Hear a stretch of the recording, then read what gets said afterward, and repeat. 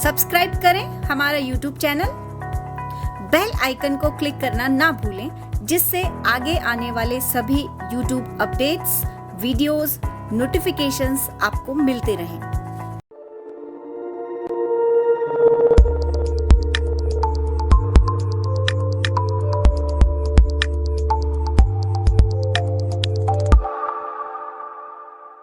नमस्ते साथियों, मैं जया परिष्कार वर्ल्ड में आपका हार्दिक स्वागत करती हूं। आज हम राजस्थान हाई कोर्ट एग्ज़ाम के अंतर्गत इतिहास के मॉडल टेस्ट पेपर सेकंड पर बात करेंगे। तो चलते हैं साथियों हम अपने पहले प्रश्न की ओर। पहला प्रश्न है आपके सामने, अढ़ाई दिन का झोपड़ा कहाँ स्थित है? अढ़ाई दिन का झोपड़ा जो कि हम देखते हैं कि सल्तनत काल में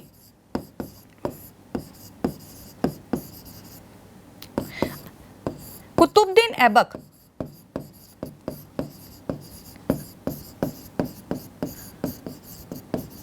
के द्वारा निर्मित करवाया गया और यह अजमेर में स्थित है। मूलतः हम देखते हैं कि यहाँ पर पंजाब शाह पीर जो है उनका 2.5 दिन का उर्स लगता है और 2.5 दिन के झोपड़े का संबंध अजमेर से माना जाता है। तो अब हम चलते हैं अपने इस प्रश्न की सही व्याख्या की ओर। अजमेर, इस प्रश्न का सही उत्तर व्याख्या देख लेते हैं साथियों। कुतुबुद्दीन ऐबक ने अजमेर में 2.5 दिन का झोपड़ा निर्मित करवाया 1194 ईस्वी में। यहाँ प्रतिवर्ष पंजाब शाह पीर का 2.5 दिन का उर्स लगता है, इसलिए इसे 2.5 दिन का झोपड़ा कहा जाता है। अगला प्रश्न है हमारे पास, दिलवाड़ा का विमल शाही मंदिर निम्नलिखित में से किसे समर्पित था? दिलवाड़ा जो कि माउंट आबू में है,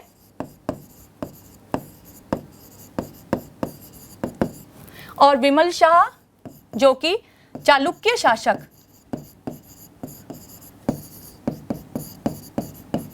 भीमदेव के सेनापति थे, उनके द्वारा जैन मंदिर का निर्माण दिलवाड़ा में करवाया गया। अब वह जैन मंदिर किस जैन तीर्थंकर से संबंधित है? आप इधर ऑप्शन में देख सकते हैं कि आदिनाथ, अजीतनाथ, नेमिनाथ, पार्श्वनाथ, ये सभी जैन तीर्थंकर रहे हैं। आदिनाथ जिन्हें ऋषभ देव भी कहा जाता है, और विमल शाही मंदिर आदिनाथ यानी कि ऋषभ देव से संबंधित है। अब इस प्रश्न की हम सही व्याख्या देख लेते हैं। गुजरात के चालुक्य शासक भीमदेव के मंत्री विमल शाह के शिल्पकार कीर्तिधर के निर्देशन में 1031 ईस्वी में यह मंदिर निर्मित करवाया गया। यह भगवान ऋषभ देव आदिनाथ का मंदिर है और यह दिलवाड़ा का प्राथमिक जैन मंदिर भी है। अगला प्रश्न है हमारा, अगला प्रश्न लेते हैं साथियों, किस लोक देवता को सांपों का देवता कहा जाता है? यह प्रश्न राजस्थान के लोक देवताओं से लिया गया है और हमारे पास ऑप्शन में है जाम्बोजी, मेहाजी, गोगाजी और पाबूजी। जाम्बोजी जिन्हें विश्नोई संप्रदाय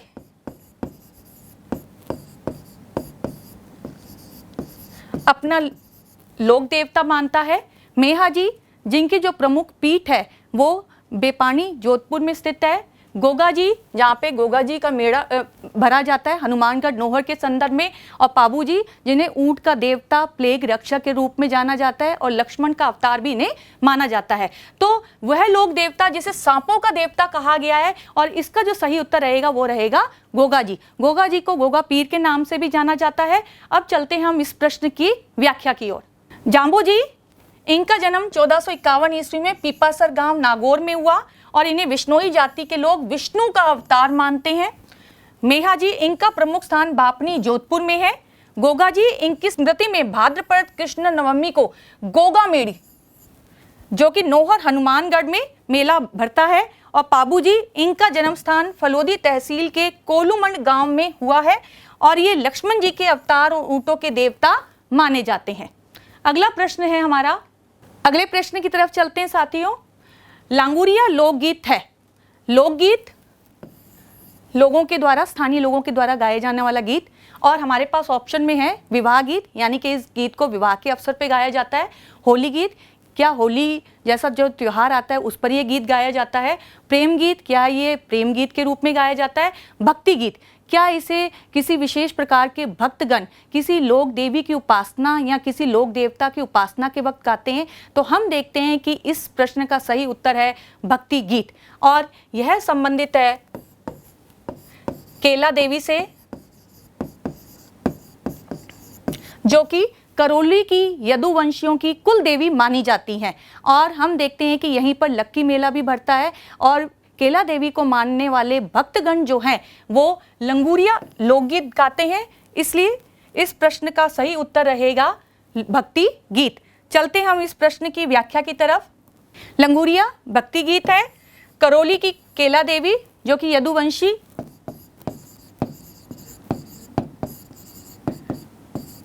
कुल देवी मानी गई है, और यहीं पे लक्की मेला भरता है। चैत्र शुक्ल अष्टमी को यह मेला भरता है, और इस केला देवी के जो उपासक हैं वह जिस भक्ति गीत को गाते हैं वह है लांगुरिया। अगले प्रश्न की तरफ चलते हैं हम साथियों। किस दुर्ग का प्रवेश द्वार नौलखा दरवाजा के नाम से जाना जाता है? यह प्रश्न दुर्ग स्थापत्य कला से लिया गया है, और इसमें जिस दुर्ग के प्रवेश द्वार को नौलखा दरवाजा कहा जा रहा है उस प्रश्न के उत्तर की तरफ हमें बढ़ना पड़ेगा। हम देखते हैं कि यहाँ पर हमारे पास ऑप्शन में 4 दुर्ग हैं: आमेर दुर्ग, चित्तौड़ दुर्ग, जालोर दुर्ग और रणथंभ दुर्ग। तो आमेर जो दुर्ग है उसका प्रवेश द्वार जयपोल कहलाता है, जबकि सूरजपोल, गणेशपोल अन्य द्वारों के नाम है। चित्तौड़गढ़ का जो दुर्ग है उसका प्रवेश द्वार पांडवपोल कहलाता है, जबकि रामपोल, लक्ष्मणपोल इसके अन्य द्वार हैं, प्रवेश द्वार नहीं अन्य द्वार हैं। रणथंभौर जिसका प्रवेश द्वार नौलखा दरवाजा कहलाता है, तो हम देखते हैं कि इस प्रश्न का सही उत्तर रहेगा रणथंभौर। बढ़ते हम अपनी इस प्रश्न की व्याख्या की तरफ। रणथंभौर दुर्ग जो कि गिरी दुर्ग है, पहाड़ियों से घिरा हुआ है, इसलिए इसे बख्तरबंद दुर्ग भी कहा जाता है। और बख्तरबंद दुर्ग जिस कवि ने कहा है या जिस साहित्यकार ने कहा है उसका नाम है अबुल फजल, जो कि अकबर के समकालीन थे। पहाड़ियों से घिरा होने के कारण ये बख्तरबंद दुर्ग कहलाता है। इसी दुर्ग में हम देखते हैं हमीर महल, रानी महल, बादल महल, जोगी महल, पीर सरदुद्दीन की दरगाह और त्रिनेत्र गणेश मंदिर भी स्थित है। अगला प्रश्न है हमारा, गैटोर की छतरियां किस वंश से संबंधित हैं? हम देखते हैं कि साथियों राजस्थान स्थापत्य कला के संदर्भ में जहां राजस्थान की महल, स्मारक, मंदिर अपना प्रमुख स्थान रखते हैं, वहीं छतरियां भी अपने भित्ति चित्रण और प्रस्तर कला के लिए प्रमुख स्थान रखती हैं। अब यहाँ पर हमारे पास कुछ राजवंश दिए हुए, भाटी राजवंश, कछवाहा राजवंश, राठौर राजवंश और हाड़ा राजवंश, ये सभी राजस्थान के प्रमुख राजवंश हैं। अब प्रश्न आ रहा है कि गैटोर की छतरियां किस वंश से संबंधित है? तो हम देखते हैं कि गैटोर की छतरियों का संबंध कछवाहा वंश से है। कछवाहा वंश जो कि जयपुर का वंश रहा। आप सभी जानते हैं कि राजा भारमल, मानसिंह, भगवंत दास इस वंश से जुड़े हुए प्रमुख शासक रहे हैं, जिन्होंने अकबर के समय में अपनी महत्वपूर्ण सेवाएं दी हैं। तो सही उत्तर है इसका कछवाहा वंश। ये देखिए गैटोर की छतरियां जो कि जयपुर में स्थित है, और इससे संबंधित व्याख्या को देख लेते हैं। कछवाहा जो कि वंश, गैटोर की छतरियां जयपुर में, भाटी जो वंश रहा वो जैसलमेर में रहा, और इनसे संबंधित जो छतरियां हैं वो बड़ा बाग में है। राठौर वंश जो कि जोधपुर में रहा और बीकानेर में रहा। इनसे संबंधित जो छतरियां हैं जोधपुर के संदर्भ में मंडोर में दिखाई देती हैं, और बीकानेर से संबंधित देवी कुंड में दिखाई देती हैं। हाड़ा जो कि वंश कोटा के संदर्भ में हमें मिलता है, और इनसे संबंधित छतरी का नाम है शारबाग।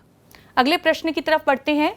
केसरी सिंह भारत द्वारा रचित चेतावनी राज चुंगटिया ने दिल्ली दरबार में जाने से जिस महाराणा को रोका था वह है। देखिए चेतावनी राज चुंगटिया जो कि साहित्यिक कृति है, और ये किसके द्वारा लिखी गई? केसरी सिंह भारत के द्वारा लिखी गई। केसरी सिंह भारत जिनकी जन्मभूमि शाहपुरा है और कर्म भूमि रही कोटा।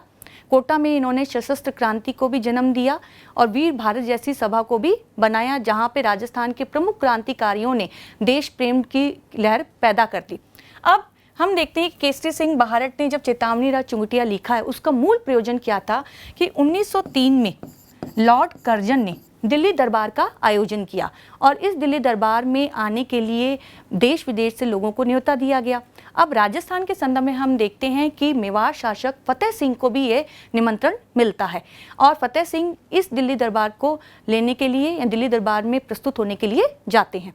जब इसका पता केसरी सिंह भारत को चलता है तो वो उनको रोकने का प्रयास करते हैं और अपनी एक साहित्यिक कृति चेतावनी राज चुंगटिया उन्हें भेंट करते हैं, जो कि देश प्रेम से ओतप्रोत थी। इस साहित्यिक कृति को पढ़ने के बाद फतेह सिंह ने यह निश्चय लिया कि वह इस दिल्ली दरबार को में नहीं जाएंगे या दिल्ली दरबार को अटेंड नहीं करेंगे। तो इस प्रश्न का जो सही उत्तर है वह है फतेह सिंह। इस प्रश्न की अब हम सही व्याख्या को देख लेते हैं। केसरी सिंह भारत ने चेतावनी राज चुंगटिया लिखकर मेवाड़ महाराणा फतेह सिंह को दिल्ली दरबार में जाने से रोका था। अगला प्रश्न है हमारा, निम्नलिखित में से कौन से साहित्यिक स्रोत का युग्म सही नहीं है? यह प्रश्न राजस्थान के साहित्यिक स्रोतों से लिया गया है। अब यहाँ पर हम देख रहे हैं कि यहाँ पर लेखक हैं हमीर महाकाव्य, राज विनोद, राज वल्लभ, नृत्य रत्नकोश, ये सब साहित्यिक कृतियां और उसके सामने हमारे पास आ रहे हैं साहित्यकार नयनचंद सूरी, सदाशिव, मंडन और जगजीवन भट्ट। अब इन चार ऑप्शन में से एक ऑप्शन जो है हमारा गलत है। हमीर महाकाव्य जिसके लेखक कौन है? नयनचंद सूरी, ये बिल्कुल सही है साथियों। नयनचंद सूरी ने हमीर महाकाव्य में अलाउद्दीन खिलजी के रणथंभौर अभियान का वर्णन किया है। इसके साथ साथ हम देखते हैं कि अजमेर के चौहान वंशों की उपलब्धियों का वर्णन भी इस साहित्यिक कृति में मिलता है। सदाशिव जो कि बीकानेर शासक कल्याणमल के समकालीन थे और इस साहित्यिक कृति से हमें बीकानेर की तत्कालिक राजनीतिक, सामाजिक, आर्थिक, धार्मिक उपलब्धियों के बारे में पता चलता है। मंडन हम सब जानते हैं, ये महाराणा कुंभा के शिल्पी थे।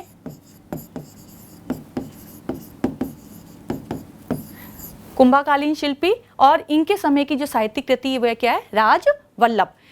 नृत्य रत्न कोश के जो लेखक हैं वह कौन है? महाराणा कुंभा। जबकि जगजीवन भट्ट जो हैं उन्होंने अजीतोदय लिखा था, जो जोधपुर के शासक अजीत सिंह के समकालीन थे। अब चलते हैं हम इस प्रश्न की व्याख्या की ओर। नृत्य रत्न कोश महाराणा कुंभा द्वारा रचित है, जिसमें नृत्य के विभिन्न रूपों का वर्णन किया गया है। यह वस्तु है, ये विषय वस्तु है जो इस साहित्यिक कृति से जुड़ी हुई है और सही उत्तर है हमारे पास नृत्य रत्न कोश, जिसके लेखक जगजीवन भट्ट नहीं है। अगला प्रश्न है हमारे पास, राजस्थान का कबीर कहा जाता है। कबीर जो कि भक्ति आंदोलन से संबंधित हमारे प्रमुख संत। कबीर ने हिंदू मुस्लिम एकता पर बल दिया, जातीय संकीर्णता को मिटाया और यही कार्य राजस्थान के संदर्भ में हम देखते हैं दादू के द्वारा किया जाता है। दादू जिनका दादू पंथ नैरेना में है और दादू पंथ के जो सत्संग होते हैं इन्हें अलख दरीबा कहा जाता है।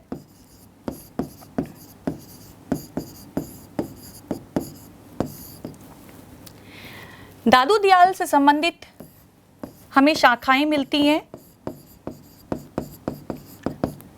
खाकी, विरक्त, नागा, खालसा और उत्तराध। रज्जब और सुंदरदास इनके प्रमुख शिष्य रहे। तो राजस्थान का कबीर जिसे कहा जाता है वह है दादू दयाल। अब चलते हैं हम साथियों इस प्रश्न की व्याख्या की ओर। दादू दयाल, दादू पंथ, इनसे संबंधित दादू पंथ जो कि नरेना में है, इसका दूसरा नाम नारायणा भी है।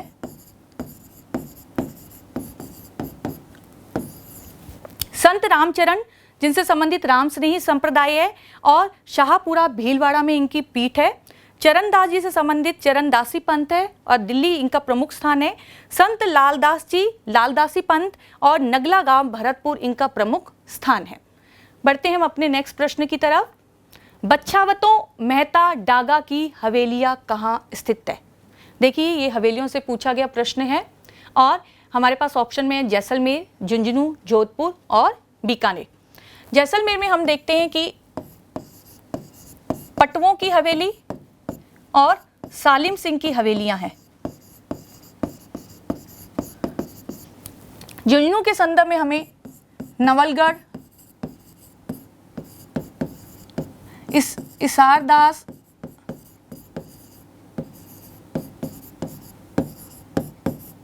मोदी की हवेलियां मिलती हैं। जोधपुर के संदर्भ में बड़े मियाँ की हवेली,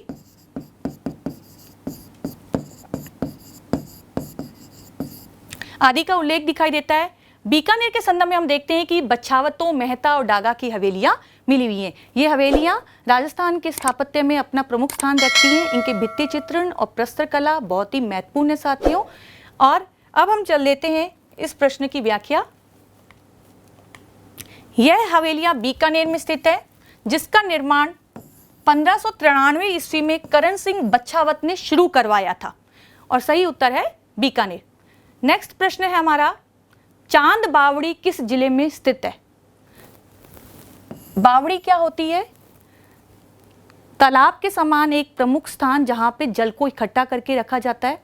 और बावड़ी को जब बनाया जाता था साथियों, तो 5 या 7 सीढ़ियां बनाई जाती थी, और इस सीढ़ियों पर चलकर जो है व्यक्ति जो था वो पानी को भरने का काम करता था। इसका सही उत्तर है दौसा। आप यहाँ पर देख सकते हैं चित्र में, ये चांद बावड़ी है जो कि दौसा में स्थित है, और ये गुर्जर प्रतिहार कालीन है। आप देखिए यहाँ पर प्रस्तर कालीन, ये प्रस्तरों से बनी, ये पत्थरों से बनी हुई जो सीढ़ियाँ हैं वो विश्व में अद्भुत स्थान रखती हैं।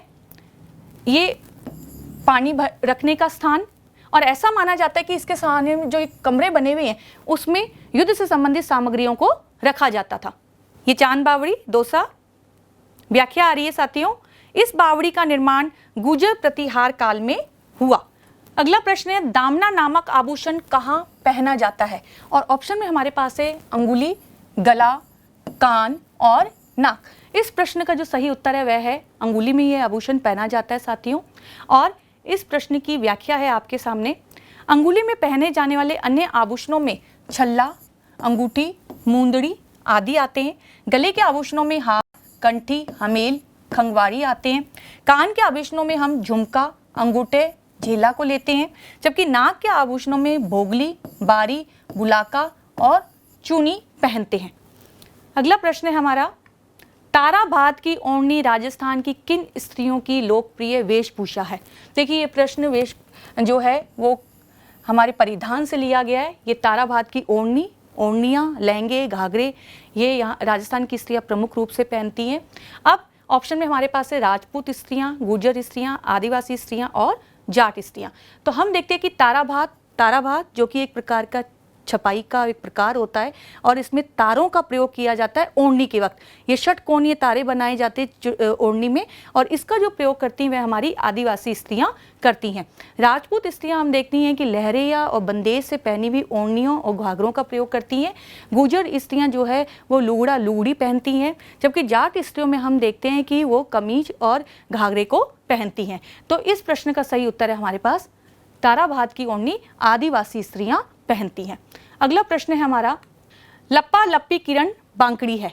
ऑप्शन में हमारे पास है मौसमी फसलों के नाम, आभूषणों के नाम, दुल्हन की साड़ियों के नाम, गोटे के विभिन्न भिन्न प्रकारों के नाम। तो इस प्रश्न का सही उत्तर है गोटे के भिन्न भिन्न प्रकारों के नाम। जयपुर और शेखावती क्षेत्र में गोटे का काम कपड़ों पे किया जाता है, और हम देखते हैं कि जो सीकर का खंडेला क्षेत्र है वो गोटा पट्टी के काम के लिए विख्यात है। गोटे के विभिन्न प्रकार जो लप्पा लप्पी किरण बांकड़ी कहलाते हैं, उनका प्रयोग कपड़ों को सुसज्जित करने के लिए किया जाता है। यहाँ पर हम देखते हैं कि गोटे को विभिन्न प्रकार के पशु पक्षियों की आकृति में काट लिया जाता है, और इसका प्रयोग फिर कपड़े को सजाने के लिए किया जाता है। अगला प्रश्न है हमारा, दक्षिण राजस्थान की भील जनजाति का निम्नलिखित में से कौन सा नृत्य नाट्य रूप में किया जाता है? यानी कि भील जनजाति पूछी जा रही साथियों, और नृत्य पूछा जा रहा है, लेकिन वो नृत्य किस रूप में किया जाएगा? नाट्य रूप में किया जाएगा। गरबा, गवरी, बम, गैर, ये सभी नृत्य के प्रकार हैं, लेकिन हम देखते हैं कि वह नृत्य जो नाट्य रूप में किया जाता है, और वह कौन सा है? गवरी। गवरी की जो मूल विषय वस्तु है वो पौराणिक शिव और भस्मासुर की कहानियों पर आधारित है। ऐसा माना जाता है कि भस्मासुर ने काफ़ी तपस्या की और शिव को प्रसन्न किया। शिव ने प्रसन्न होकर उन्हें कड़ा दिया, आप सभी जानते हैं इस कथा को साथियों।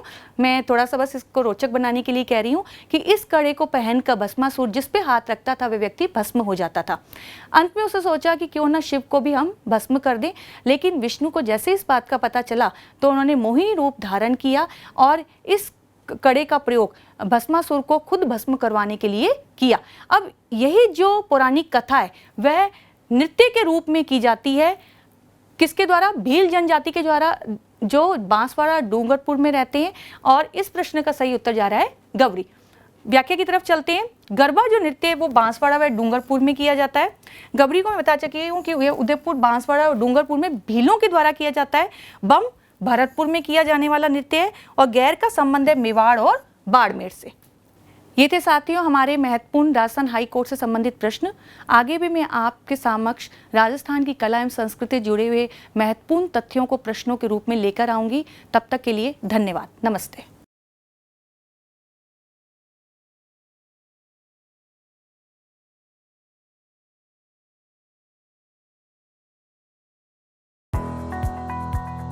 सब्सक्राइब करें हमारा YouTube चैनल, बेल आइकन को क्लिक करना ना भूलें, जिससे आगे आने वाले सभी YouTube अपडेट्स, वीडियोस, नोटिफिकेशंस आपको मिलते रहें।